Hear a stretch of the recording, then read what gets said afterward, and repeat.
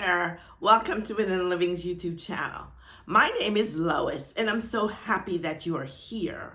And I do want to thank you for coming here. I really appreciate you, and I value you for just taking a moment of your time to stop by my channel and to listen to my content here. So welcome here. Here at Within Living, whether it's here on YouTube, right? Or on my website at withinliving.com. All my content is going to be focused towards spirituality.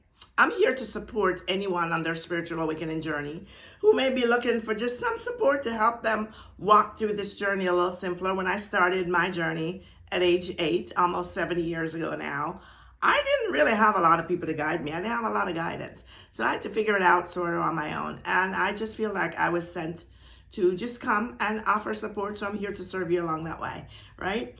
So all my content here, though, they're going to be thought-provoking. Yes, they are. But I mean in a good way, right? I am going to bring you content that really peels all the layers off. Yes, it just peels all the ruffles off. It cuts through all the chase, and it gets to the bare bones issues of what your spiritual awakening are, not based on Lois's opinion or Lois's personality or Lois's experiences. No, I will bring to you what has been my experience. Yes, because I can validate it, and other people I've coached can bear witness to it as well.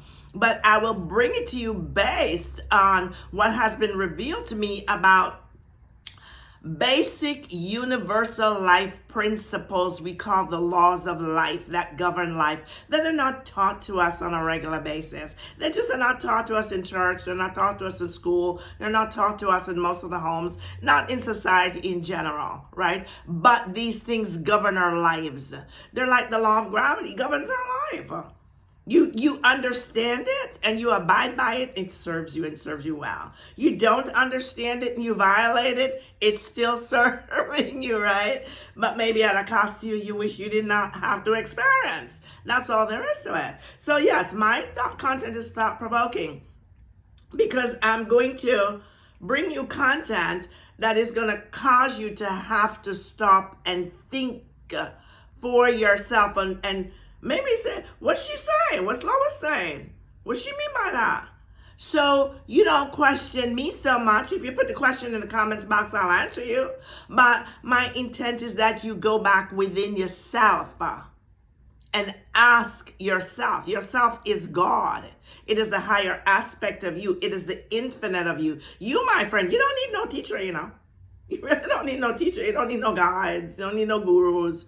You got the infinite intelligence of this universe inside of you at the very depths of your being. And even more wonderfully, it is you. It is the you. It is the higher aspect of you. You are one with it. You are not lacking in anything whatsoever, my friend. I don't care what life could call for. You have that provision within you, in this intelligence within you. And so my part in your part in your life is just to help you, to show you, to provoke you, to guide you to go back within and connect to your higher state of being within you, who is the God within you, who really is just you. And to discover that you're already perfect, you're already whole, you're already complete, and anything and everything you could ever want or desire is already within you. So yes, my content is thought-provoking. It is also very potent. It is very layered. If you'd like to serve yourself well through my content, if you feel that it speaks to you, I'm going to encourage you and tell you up front, you're going to need to listen to it more than once. Listening to my stuff, you'll get it in the head. Up here, mental assent, but it will never really resonate to you and reveal to you the truth. You need to listen to it more than once. It is also not choreographed. It comes to me from the depths of my being. So I just speak as the utterance comes forth. All right, so having said that, I want to ask you to check my description box below. Always check my description box. In my description box, I will always link for you a couple of relevant other videos relevant to this one that will help to give you a wider scope of the topic we're talking about, to help you to understand it a little bit better. It's just one of the ways that I can serve you. And I'd like to invite you to go ahead and subscribe if my content speaks to you. By all means, I ask for your subscription. I would like to have your subscription. I value your subscription. So go right ahead and subscribe, and the subscribe link right there, and drop a comment. I enjoy having the discussion, the exchange between us on the comments. And I do try to keep up with them and answer them. So drop a comment and I'll respond to you, and just jump on and be a part of this community, right? We're all full of love here, right? We are love. We come from love, and we bring that love to you, and we invite you to come on in, jump on in here and bring your love and add it to the pile. All right. So having said that, today now, I want to bring this conversation to you today as a follow-up from last week's conversation, right? And in last week, I said the next video I did, I would do a video that would specifically address for you belief versus faith. Because I think it's important that we talk about these things in details. We really understand, first of all, what exactly is the accurate meaning of the word. And for me, I love to go to the etymology of the words. I think those of you who've listened to my content for a long time, you know that I do. Because when we start going to the etymology of words, we start discovering that what a word may mean to us today in 2025 is not what it was originally intended to mean in the 1600s or the 1700s or the 1200s. Or wherever the origin of that word may have come from. And so I think that is important.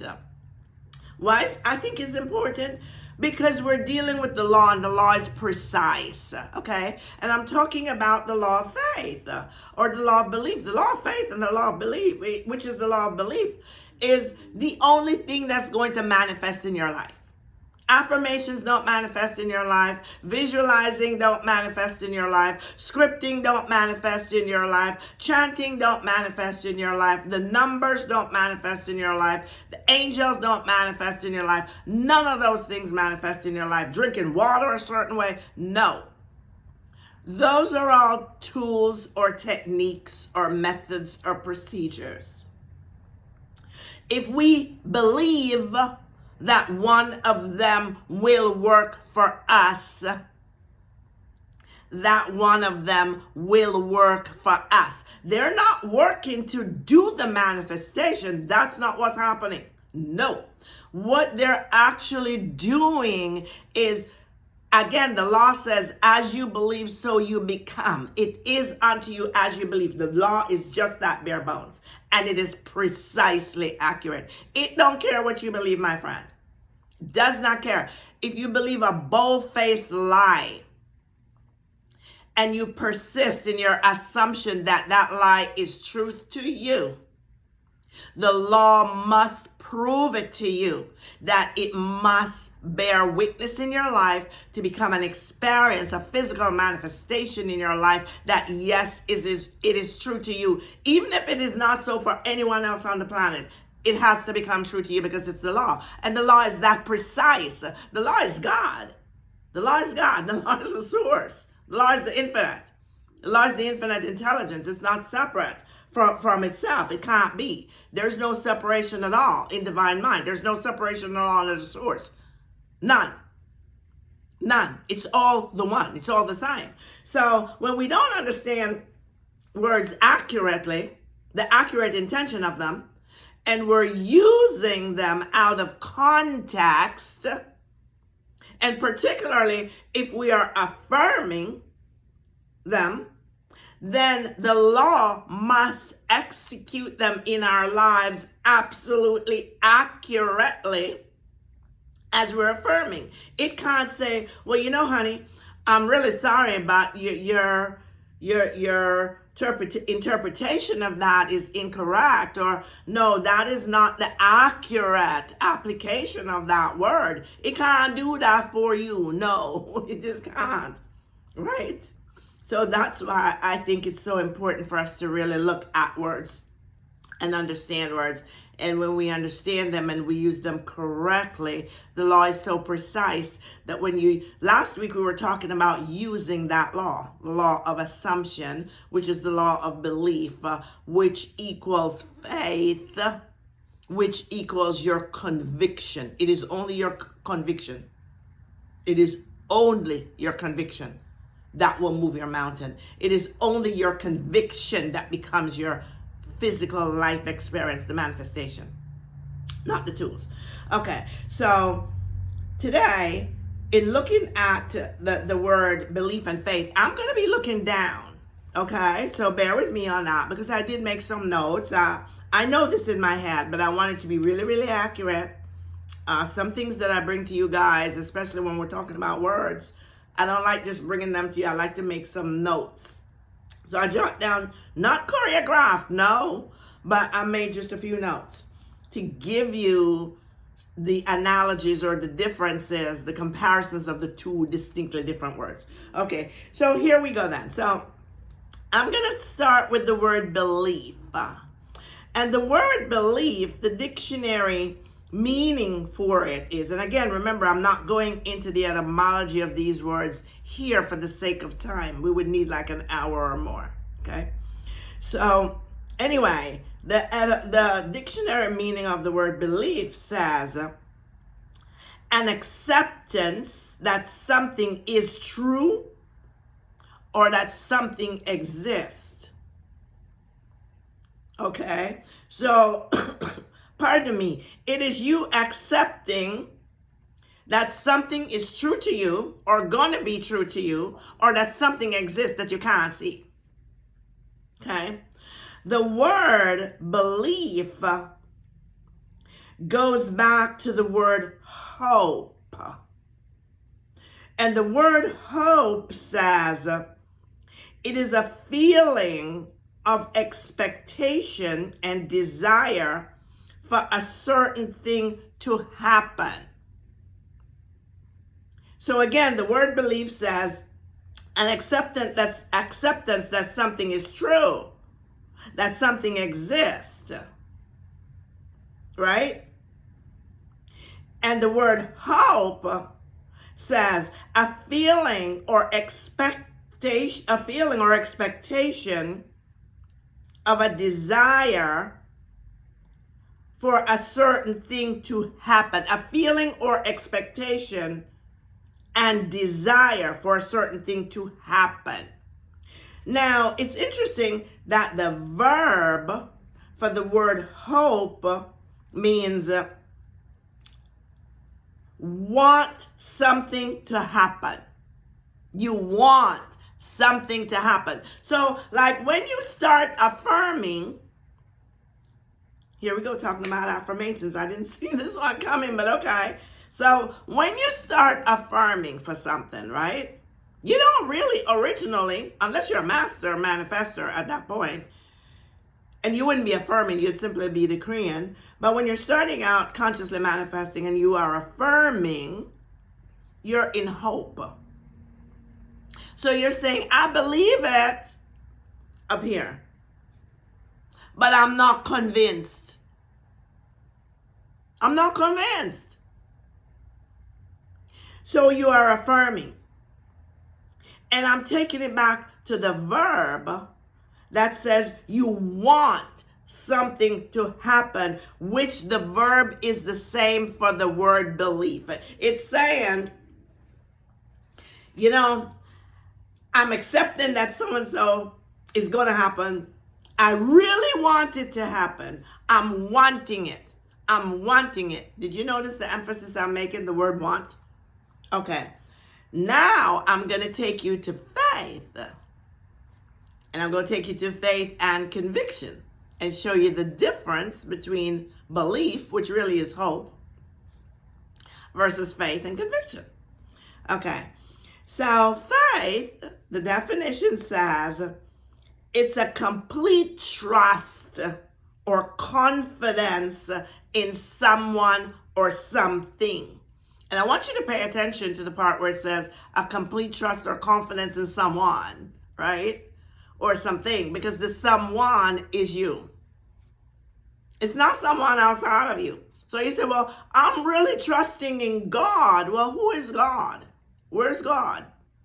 God is not outside of you. God is not outside of you. And if you're trusting in God and you're familiar with my content, then you know that God is you. Because God is within you. God is the essence of your life. God is your source. God is your source. You can't exist without your source. How are you going to exist? So if God is your source, God is the essence of your life, God is the source of you, then faith means having a complete trust in God, which means you're having a complete trust in you. In you. That's why I say to you, y'all guys, you have to have your self-concept in place. It is your self-concept, the knowing of who you are. On my channel, all my conversations takes you back within. That's why it's called Within Living. It takes you back within to recognize and identify who you are within at the source of your existence. In other words, the breath of your life, the thing that's breathing you. It is God, and it is you.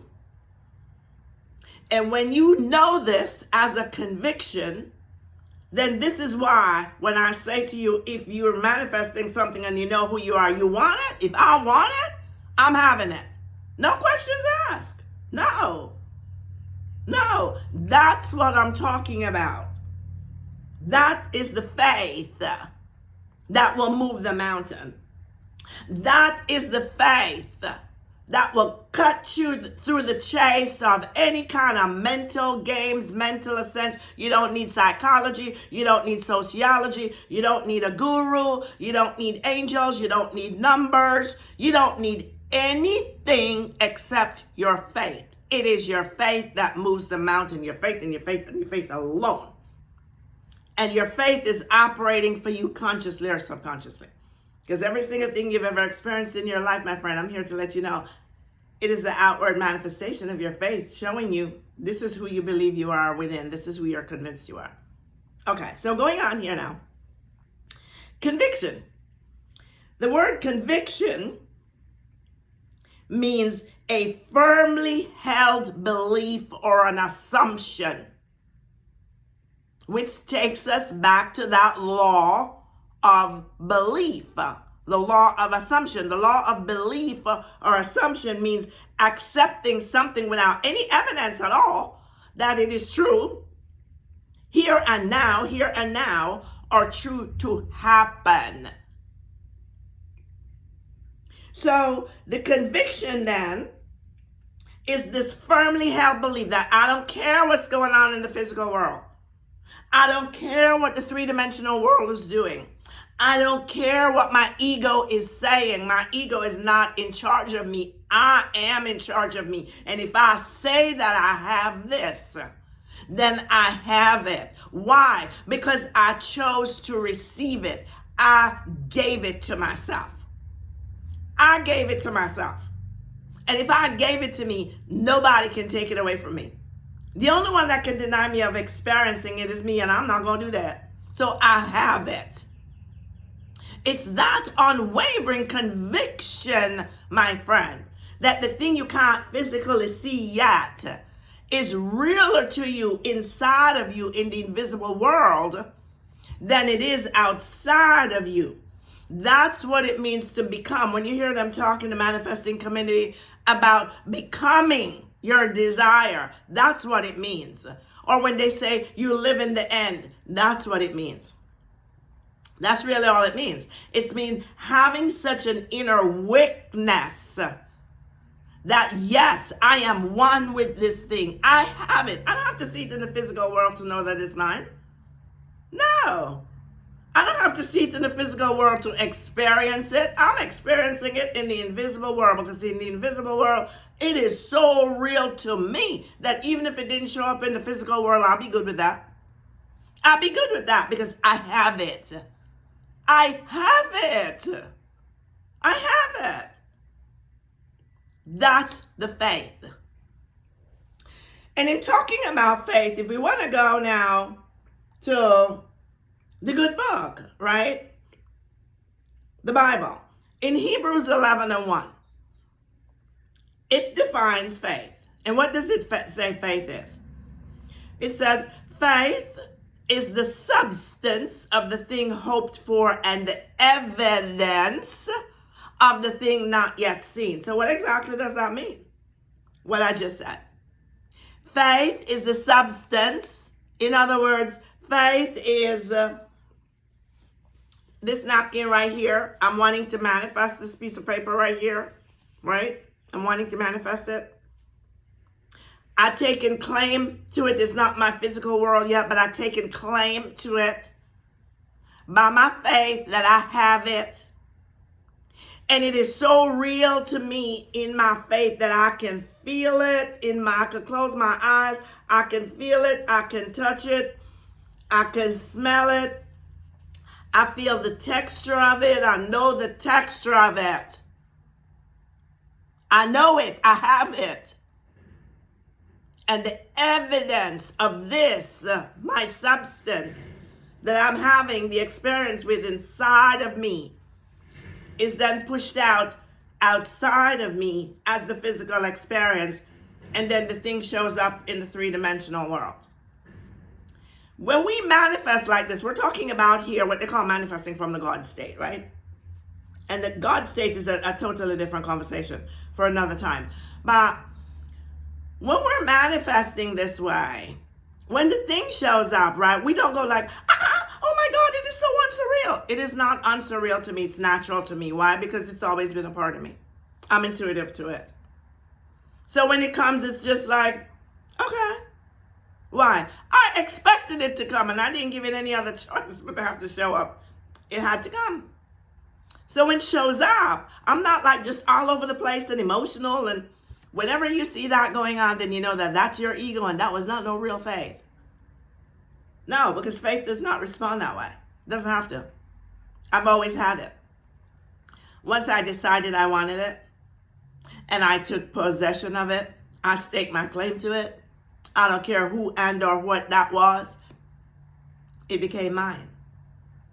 And by the power of my faith, I'm not taking it by force. And that's another video I want to do one day, talking about the difference between power and force, because there's a huge difference.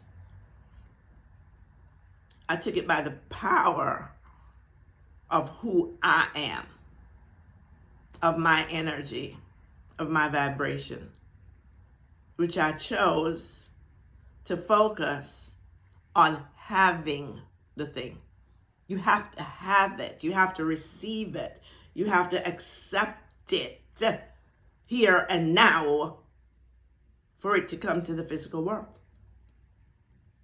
There are ways that you can use, tools you can use, techniques to facilitate you expediting it to come quick, faster than a hurry. Because y'all know Lois don't believe in like no months, God forbid years to do stuff. No. Days, hours. An hour, couple hours, couple days, a week, 2 weeks, no more than that. Yeah. This is what faith will do for you. When you don't have faith or conviction, then it could take you years, it could take you months, it could take you maybe never having what you want. So that's why it's important to understand these words and understand what the differences of them are. Okay, so here are a few things that you do not need.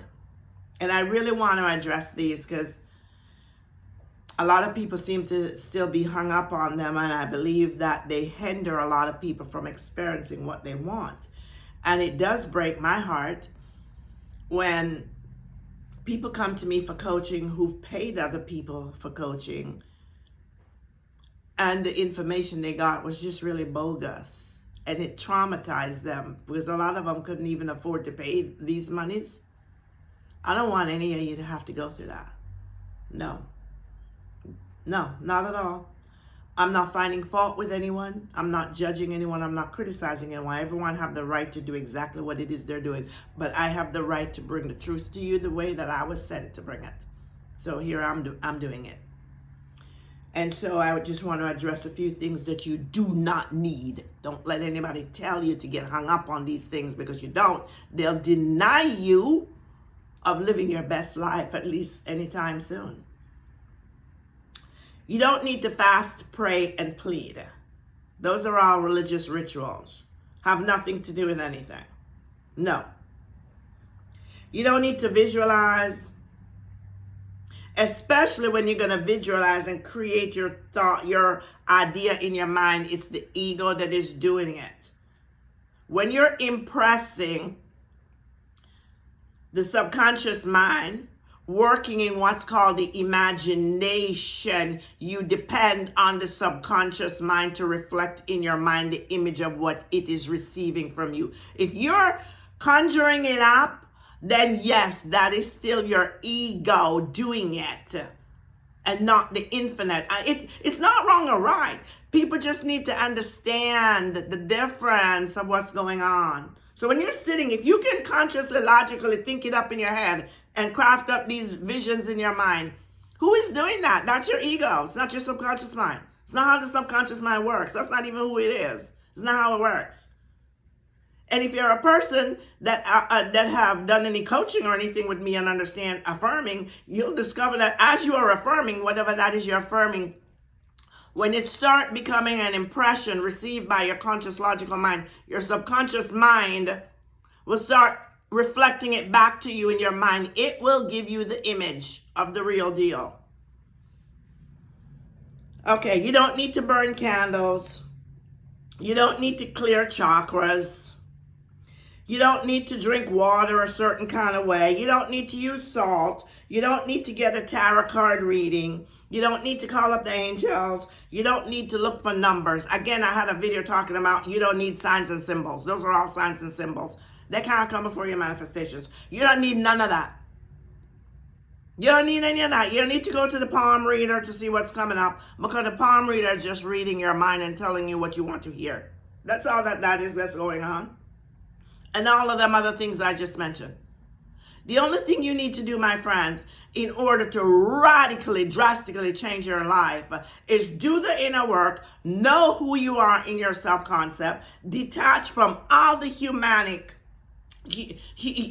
the human concept perspective, limiting beliefs of who you've made yourself up to believe you are based on the egoic self. Come in harmony with who you are as the soul, the God presence with you, the infinite that you are within. Come in harmony with it. Come in alignment with it. Come in peace with it, right? And just begin to affirm from there who you are as this identification that is God. If you're identifying as God until you're convinced you are, let's go back to, let's say, a shiny Corvette. You want a shiny Corvette, a purple Corvette. And the money wasn't there. In the physical, the human of you don't know that. Never had that. But the God of you already know it. The God of you is infinite in abundance, infinite in wealth. That money can come out of thin air in a twinkling of an eye. You're God. You can't be broke. You're God. You can have anything you want. That's all we're doing. And that's the difference. And that's what the law was based upon, to support you. Your little job is only really to understand what the law is, how to use it correctly, how to change your concept of yourself, which is your perspective or your deep, hidden, inner subconscious convictions of who you've been believing yourself with. Come in harmony with who you truly, truly, truly are. And then everything is done for you from there. You don't have to really do anything. The only thing you have to do is to believe to the point of conviction. That's all you have to do. And you say, well, Lois, but how is he going to come to me? God, the source of you, can send someone to send it to you, to bring it to you. Can you believe that? Can you accept that? Or is that too far-fetched for you? The source of you can give you a nudge and inspiration to get up and go somewhere, and you go for a walk, you don't even know why you're going, you just know, you just feel like you have to have it. And while you're having a walk somewhere, just daydreaming, enjoying something, now all of a sudden you run into a bag of money. Or you meet someone Just on a casual walk, strike up a conversation. What do you know? The SP you were looking for, there they are. The purple Corvette you wanted, oh, they just bought one and decide they don't like it so much anymore, and they decide the God of you move on up on them, which is the same God of them, and tell them to give it to you. These are all things that are possible. Y'all need to stop living in your limiting beliefs. Let me provoke you. Let me provoke you. Let me challenge you to step into a higher state of consciousness and experience life beyond your wildest imagination, because you absolutely can. You absolutely can. All things are possible for you. Nothing is off limits to you when you really, really honest to God know who you are as the soul and live from that place. Okay? So my intention again was to bring this to you to clear up some things. I promised I would bring this video to you last time. And so I wanted to bring it to you today to follow up on that. And so now I want you to go to my website, read all through my website, come and join our Within Living community, okay? Go ahead and join us in our Within Living community. We're a transformational community, and these things that I teach you on YouTube are the same things that I'm teaching in the community, but at a much, much, much deeper depth. Much more content, much more knowledge. We're having a great time. We have lives, right, on Zoom, and some of our lives go for hours. Last one we had lasted 4 hours, and some people could have gone longer. But people are growing. People are transforming. You're not going to get a better value for your dollar anywhere else. I'm just telling you that. And I'm getting ready to increase the prices. I'm going to, because I know the value that I bring. So I'm inviting you to go ahead and come on over. If you love you that much, then you really start asking the source of you to show you what you can do to really begin to harness the truth of who you are and step into a higher state of consciousness. Step into a higher state of awareness. And I'm going to bring a video one day talking about awareness, because I don't think we really understand too much about what awareness is. That's another word that we use incorrectly. But anyway, so just inviting you, come on over and visit us. I know my information today has been a help to you. I set an intention that it brings clarity to you in understanding the difference between belief, which is sort of hope, and faith, which is conviction. And that faith or conviction is really all you need, my friend. It's the only thing you need to experience life beyond your wildest imagination. You don't need anything else. You don't need sessions. You don't need you don't really even need coaching if you want really get it. And if you get coaching, you don't have to get it from Lois, no. But when you get it, make sure you get it from somebody that understands the truth and is going to invest the truth, to tell you the truth of who you are, to turn you back within to connect to who you are. Okay? All right. So that's it for today. I enjoyed bringing this one to you. I know it's thought provoking, but you listen to it a couple times. And until next time, I'm going to say peace and bye-bye for now. Remember, we're always just one love.